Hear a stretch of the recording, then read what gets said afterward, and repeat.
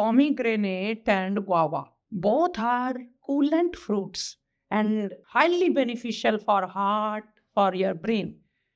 But someone facing mucus, asthmatic conditions, rhinitis, sneezing, arthritis, and joint pains, they should always have it after roasting it. Simply have some guava and pomegranate and roast them on direct flame. Once they are roasted, let it cool for some time and peel them, extract them, and have like a whole meal.